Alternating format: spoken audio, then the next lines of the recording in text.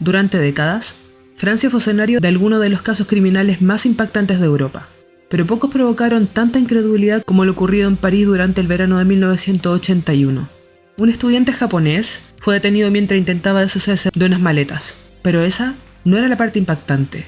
El contenido de estas maletas reveló un crimen que conmocionó al mundo entero. Sin embargo, lo más sorprendente aún estaba por ocurrir. El responsable confesó lo sucedido, nunca negó los hechos y aún así, nunca cumpliría una condena en prisión.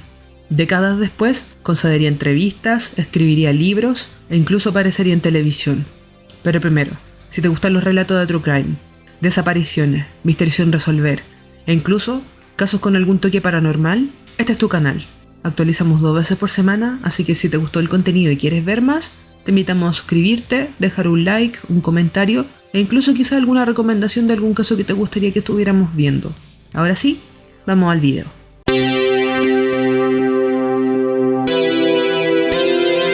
Cuando se habla de Issei Sagawa, es fácil pensar únicamente en el crimen que lo hizo conocido en todo el mundo, pero mucho antes de convertirse en noticia, era simplemente un estudiante japonés con una vida que, desde fuera, parecía completamente normal. Nació el 26 de abril de 1949, en Kobe, Japón. Creció en una familia acomodada. Su padre era un reconocido empresario que llegó a dirigir una importante compañía industrial, mientras que su madre se dedicaba al hogar. A diferencia de otros criminales conocidos, su infancia no estuvo marcada por la pobreza, el abandono o un entorno especialmente violento. Sin embargo, desde pequeño existía un rasgo que lo acompañaba durante gran parte de su vida.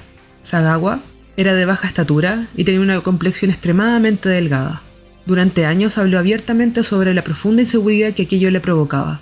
Se consideraba a sí mismo débil, feo e insignificante. Se veía físicamente inferior al resto de las personas y desarrolló una autoestima muy frágil. Al mismo tiempo, destacaba por otro aspecto. Sentía un enorme interés por la literatura y la cultura occidental. Esa pasión terminaría marcando el rumbo de su futuro y también lo llevaría hasta la ciudad donde todo cambiaría para siempre.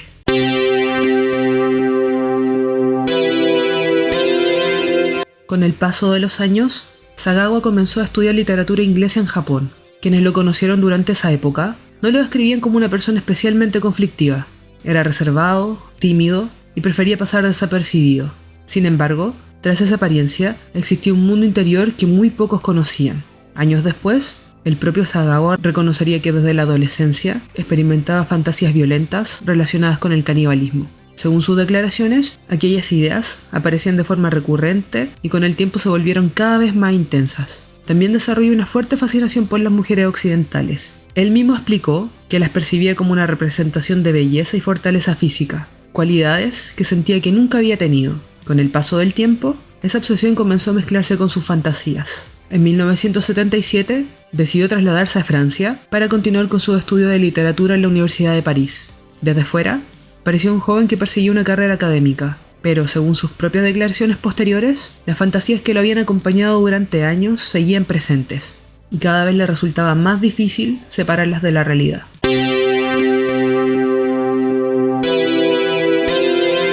En la universidad, conoció a René Hartevelt, una estudiante neerlandesa de 25 años. Según algunas versiones, René era la única compañera de curso que se llevaba bien con Issei.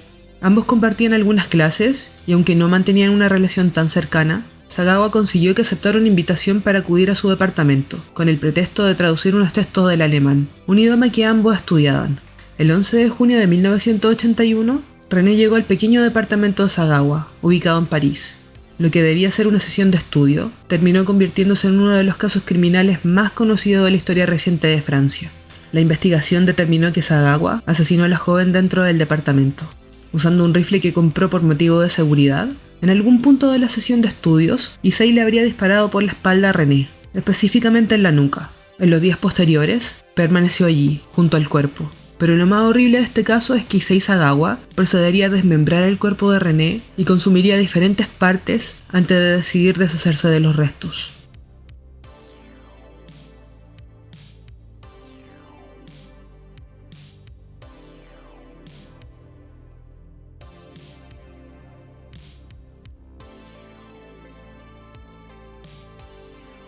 Fue precisamente ese intento lo que provocó el final de su libertad.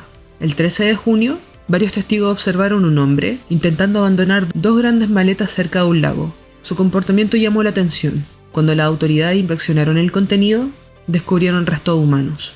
Pocas horas después, Issei Sagawa fue detenido por la policía francesa. Desde el primer momento, nunca negó haber cometido el crimen, pero aquella confesión no significaría que el caso estuviera resuelto. En realidad, la investigación apenas acababa de comenzar.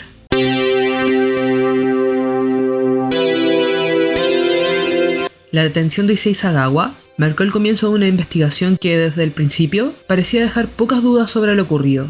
En el departamento donde vivía, la policía encontró numerosas pruebas que confirmaban que el crimen había ocurrido allí. Los peritos analizaron la escena, recopilaron evidencias físicas y reconstruyeron una cronología detallada de los hechos.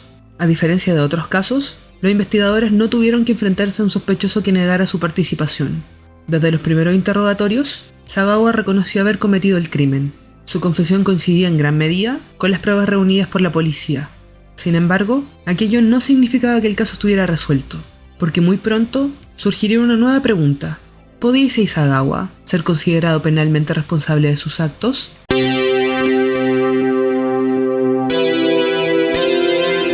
A diferencia de la mayoría de los casos criminales, Issei Sagawa nunca llegó a enfrentarse a un juicio ordinario en Francia.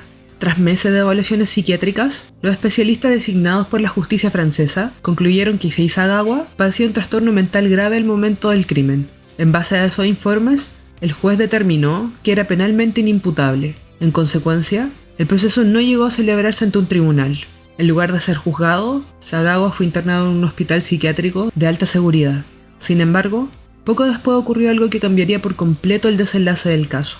En 1984, Francia autorizó su extradición a Japón. El motivo sería una enfermedad que contrajo. Ahora se sabe que no era más que una inflamación intestinal, pero sería diagnosticada erróneamente por los médicos como una encefalitis avanzada. El veredicto del equipo médico le daba unas pocas semanas de vida. El padre Issei, un hombre poderoso y con mucha influencia, consiguió que el caníbal fuera trasladado a Tokio. La intención era que continuara allí su reclusión, pero al llegar a Japón, surgió un problema inesperado. La declaración de inimputabilidad dictada en Francia había impedido la celebración de un juicio. Como consecuencia, gran parte del expediente judicial permanecía protegido por la legislación francesa y no podía utilizarse para iniciar un nuevo proceso penal en Japón. Ante la falta de una causa abierta y de pruebas judiciales suficientes para juzgarlo nuevamente, las autoridades japonesas terminaron archivando el caso. Poco tiempo después, fue dado de alta del hospital psiquiátrico y quedó en completa libertad. Esta secuencia de hechos provocó indignación tanto en Francia como en Japón.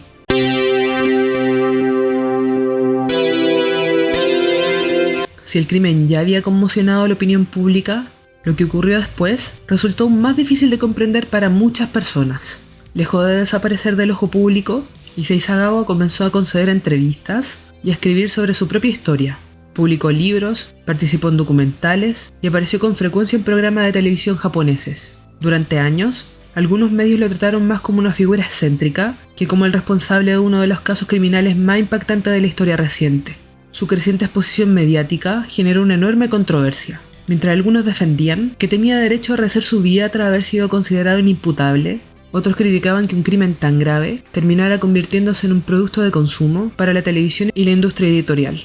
La familia de René evitó participar en este fenómeno mediático. Para ellos, el caso nunca dejó de ser la pérdida irreparable de su hija. Con el paso del tiempo, Issei Sagawa continuó concediendo entrevistas en las que hablaba abiertamente sobre el crimen y sobre su vida posterior. Esa exposición pública hizo que su historia siguiera generando debate durante décadas. No solo por el asesinato, sino por una pregunta que aún hoy resulta incómoda. ¿Cómo puede un hombre que confesó un crimen tan grave terminar viviendo en libertad durante el resto de su vida?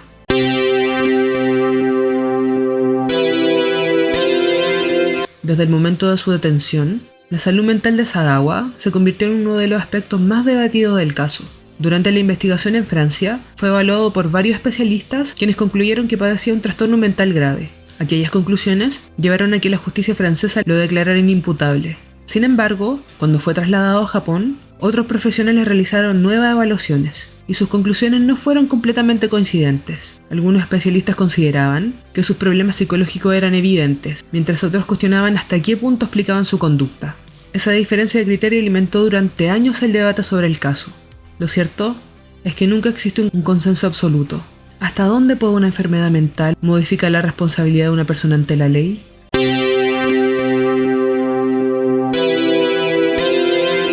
Aunque el proceso judicial terminó hace décadas, el caso Issei Sagawa continúa siendo uno de los más estudiados de la criminología moderna. No solo por la gravedad del crimen, también por las preguntas que dejó abiertas sobre la cooperación judicial entre distintos países, la inimputabilidad por enfermedad mental y los límites del derecho penal cuando intervienen sistemas legales diferentes. Pero quizá el aspecto que más polémica generó fue otro: la forma en que el crimen terminó convirtiéndose en un fenómeno mediático. Durante años, Sagawa escribió libros, concedió entrevistas y apareció en programas de televisión. Una exposición que muchos consideraron profundamente irrespetuosa hacia la memoria de la víctima y su familia. Su historia abrió un debate que sigue vigente. ¿Dónde debería trazarse el límite entre informar sobre un caso criminal y convertir a su responsable en una figura pública?